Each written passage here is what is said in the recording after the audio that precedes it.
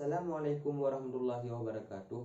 Belakangan ini teman-teman viral di media sosial tentang sesosok pria yang bernama Gilang yang memiliki penyakit fetis kain jeri, yang mana Gilang ini teman-teman meminta kepada korbannya untuk membungkus dirinya sendiri menggunakan kain jeri, yaitu kata lain kain kafan ataupun kain panjang teman-teman. Dan si korban tersebut dimintanya lagi untuk menalikan dirinya sendiri seperti seorang mayit. Dan setelah itu teman-teman, si Gilang ini menyuruh kepada korbannya lagi untuk memfotokan dirinya sendiri yang sudah dijadikan sebagai kain jeri dan dikirimkan foto tersebut kepada si Gilang ini teman-teman untuk dijadikan bahan riset di perkuliahan fakultasnya teman-teman. Dan kepada teman-teman, selamat datang di YouTube Hizbuna Channel.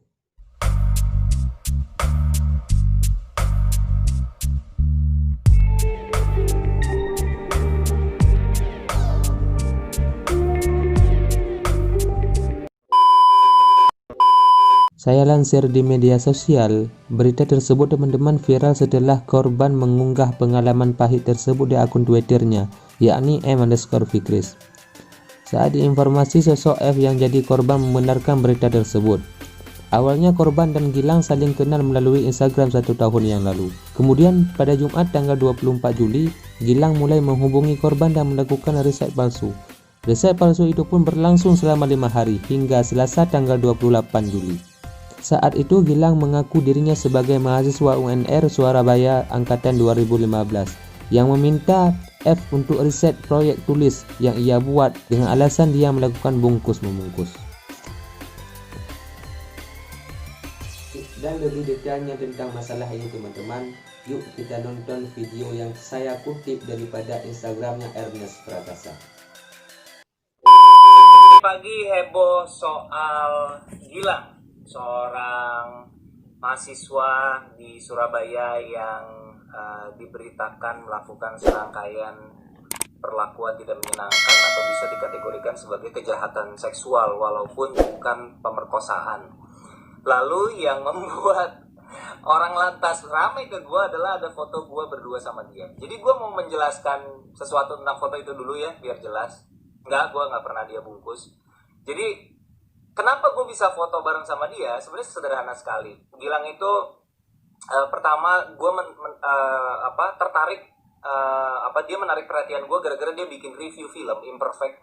Tulisannya bagus banget. Dia nge-review Imperfect dengan sangat detail, sangat bagus sekali.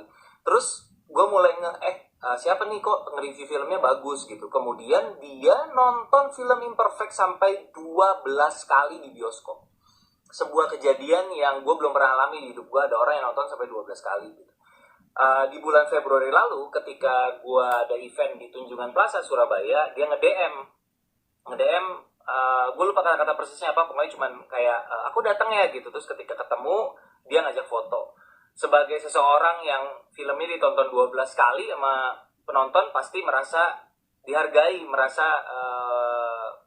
respect lah gitu. 12 kali nonton film gue, masa iya foto bareng gue gak kasih, aneh banget gue gitu kan. Ya udah, selesai sampai di situ, gue upload sebagai bentuk apresiasi, gue terima kasih udah nonton film gue 12 kali. Ketika beredar pagi ini, gue cek akun Instagram dia udah nggak aktif. Terus gue berusaha untuk menyebarluaskan apa yang dia lakukan dengan cara menyebarkan Twitter thread. Gue retweet ya di Twitter. Memang ini lebih banyak di Twitter. Kenapa gue nggak nge-repost di Instagram? Karena gue nggak nemu gitu. Karena konten-kontennya ini banyaknya di Twitter gitu. Aduan-aduan dari korban-korbannya Gilang. Jadi berbagai cerita, barang bukti, screen capture, foto-foto yang ada di Twitter, gue coba sebarluaskan. Tapi intinya sih gue mau ngomong dua hal dari kasus Gilang yang ramai hari ini. Yang pertama adalah kekerasan seksual bukan hanya menimpa perempuan. Lo bisa lihat sendiri dalam kasus ini, pelakunya adalah laki-laki, korbannya adalah laki-laki. Yang kedua, semoga dengan adanya kejadian ini kita semakin sadar bahwa betapa RUU PKS itu penting. RUU perlindungan terhadap kekerasan seksual itu penting. Gue mau baca satu pasal ya di RUU PKS ya tentang kasus ini, berhubungan sama kasus ini, karena yang terjadi ini bukan pemerkosaan kan. Lu mau masuk ke pidana juga bingung gitu, ini masuk pasal apa gitu. Tapi di RUU PKS pasal 12 ada tertera kayak gini. Poin 1, pelecehan seksual sebagaimana dimaksud dalam pasal 11 ayat 2 huruf A adalah kekerasan seksual yang dilakukan dalam bentuk tindakan fisik atau non-fisik kepada orang lain yang berhubungan dengan bagian tubuh seseorang terkait hasrat seksual sehingga mengakibatkan orang lain terintimidasi, terhina, direndahkan, dipermalukan. Poin 2, pelecehan seksual sebagaimana dimaksud dalam pasal 11 ayat 2 huruf A tadi adalah delik aduan, kecuali jika dilakukan terhadap anak, penyandang disabilitas, dan anak dengan disabilitas. Artinya apa? Artinya sebenarnya korban-korbannya Gilang bisa mengadu ke polisi seandainya RUU PKS ini adalah undang-undang. Jadi semoga hikmahnya dari kasus inilah kita bisa melihat betapa kekerasan seksual itu tidak sesederhana pemerkosaan.